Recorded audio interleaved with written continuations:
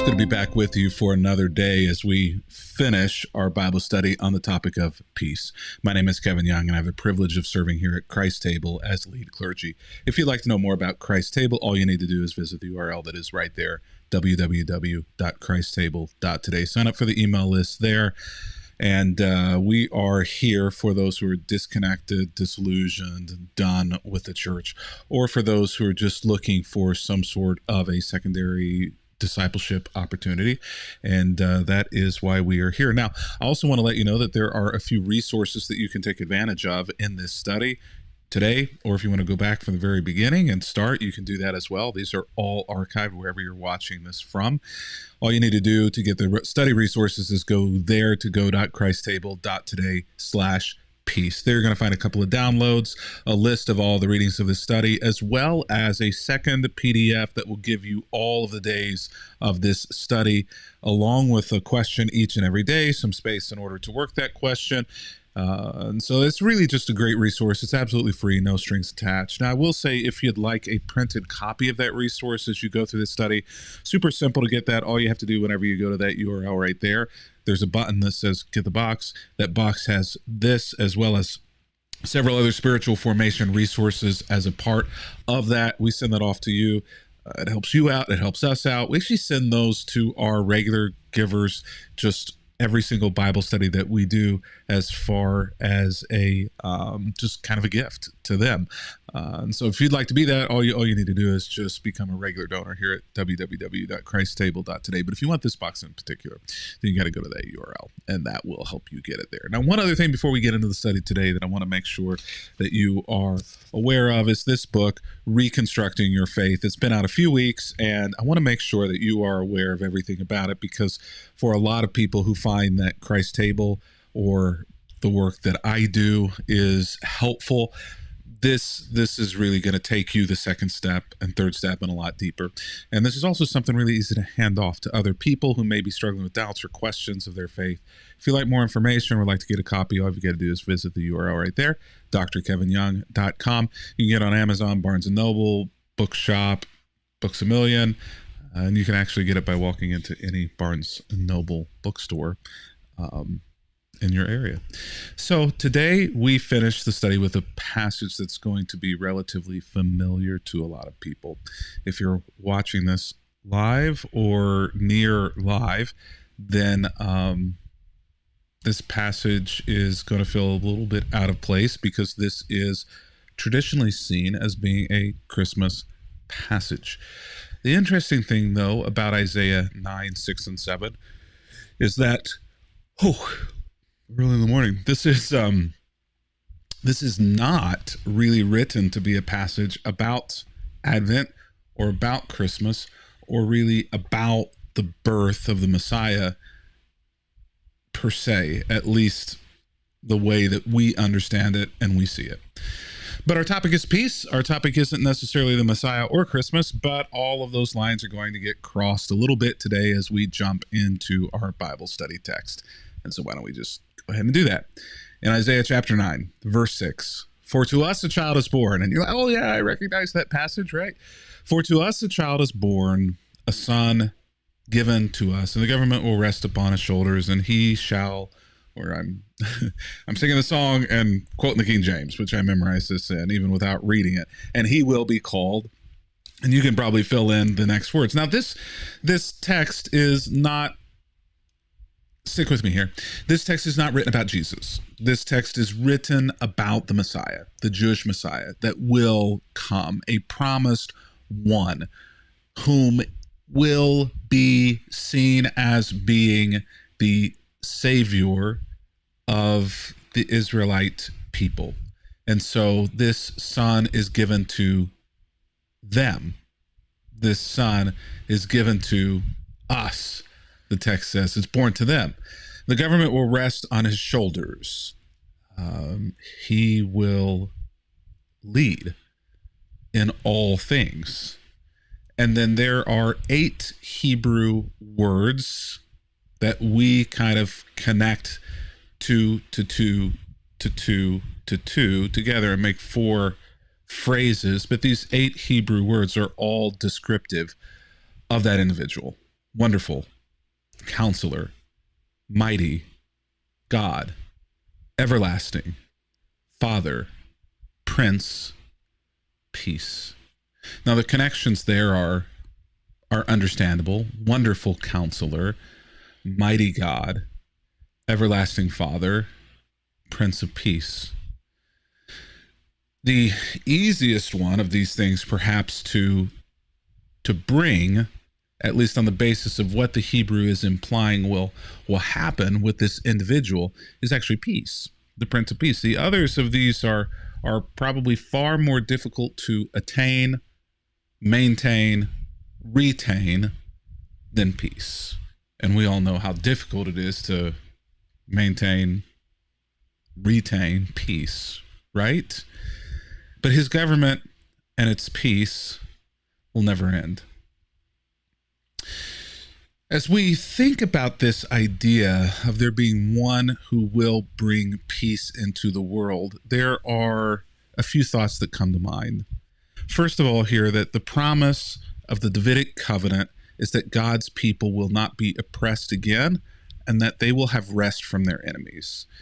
So on the surface, probably most of you are nodding your head, especially if you've grown up at church or grown up hearing these verses or ever hearing them taught. You're nodding your head and it's kind of going in one ear and out the other. But these verses, this individual, this Messiah who's going to come and bring peace along with other things that have been promised as part of being the Messiah, is all wrapped up in this promise to David, which we refer to as the Davidic covenant, a covenant between God and David that has benefits for the Israelite people.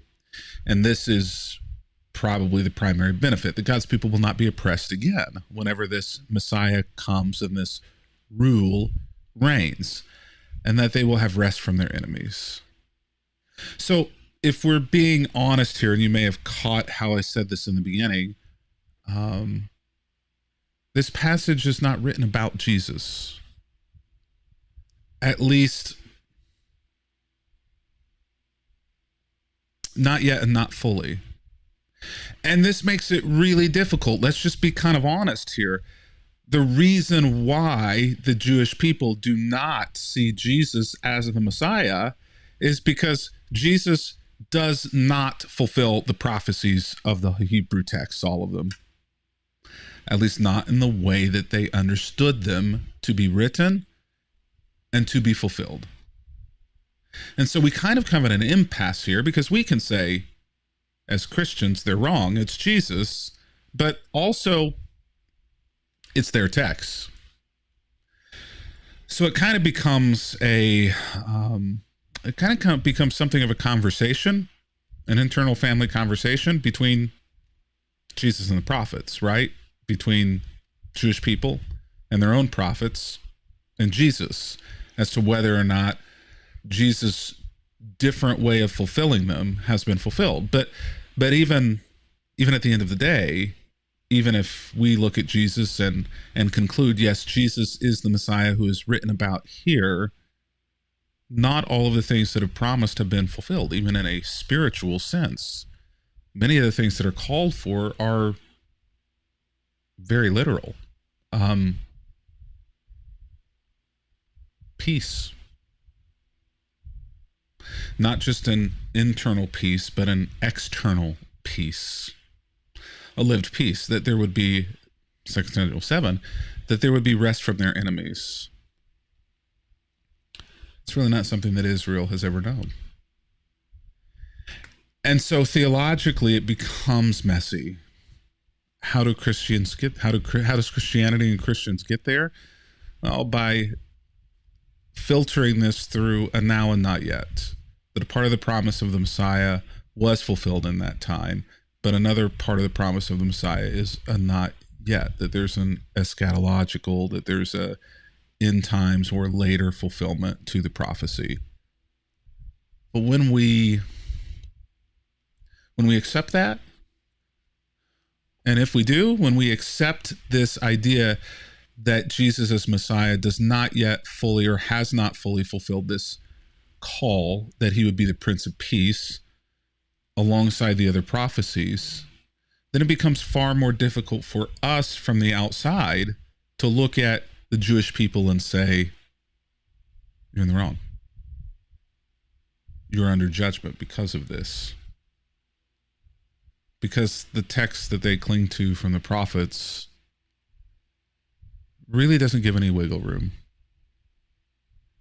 And yet Christians on the other side believe that God showed up in Jesus and says, no, you've misunderstood all of this. And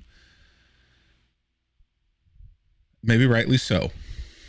Don't hear me devaluing or deframing Jesus here or what he's called to do or his fulfillment of these prophecies. What I want you to hear here is that it's not simple. It's not easy. And we should think twice about becoming anti-Semitic, anti-Jewish, or giving them too hard of a time for maybe not seeing what to us seems so clearly seen. And the truth of the matter is that there are many things that we don't clearly see. I'm certain that many people clearly see as well. And yet we just don't get it from the inside. And I think one of them is probably peace. How Christianity has become, by and large, a tool of war and oppression rather than peace. Where we have taken up sword and gun in order to inflict harm and suffering and pain, rather than to be a salvation, redemption to the world in which we were left. Isaiah 9 continues in verse 7, he will rule with fairness and justice from the throne of his ancestor David for all of eternity. The passionate commitment of the Lord of Heaven's armies will make this happen. There is no chance that this is not going to come true. Now, I loved what one of the commentaries said whenever I read this. So I just kind of wanted to read through this to give you a sense of the breadth and the awe of this passage.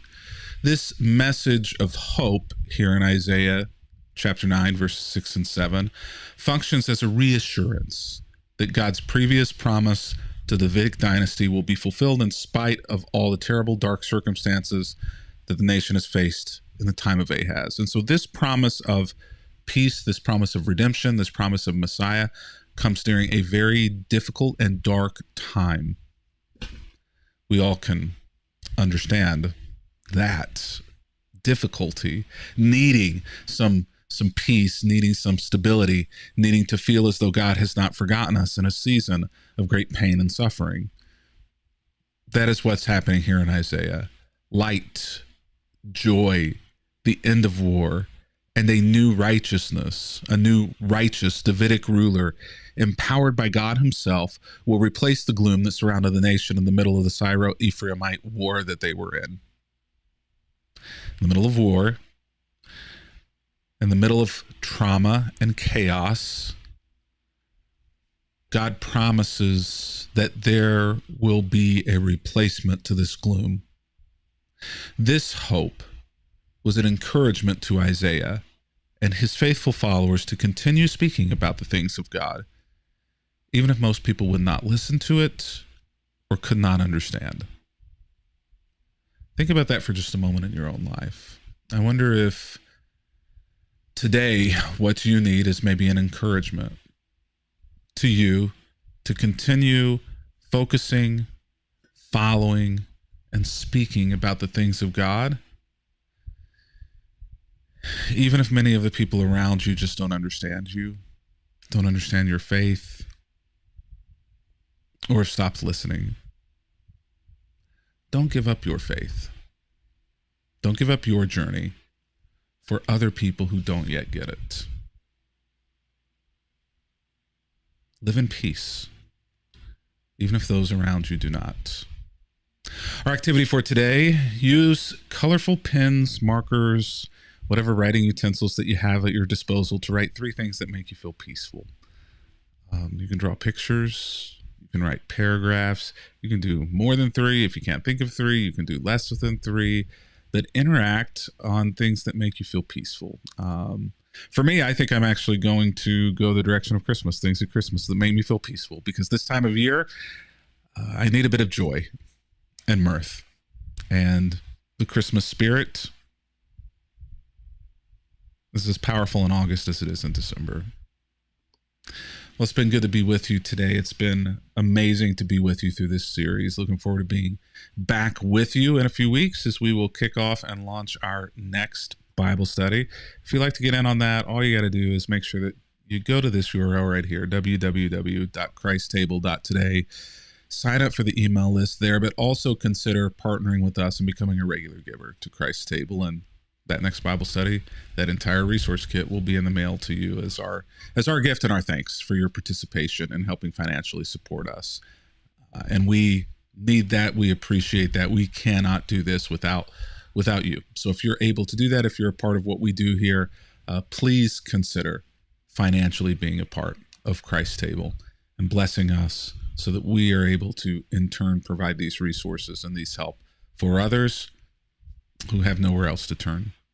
Now, if you'd like the resources that go along with this study in particular, don't forget, there it is right there, go.christstable.today/peace. We'll leave that URL live so that even if you go there down the road, it'll still be up and waiting for you in order to get the materials.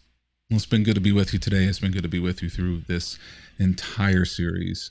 May God bless you and bring you peace.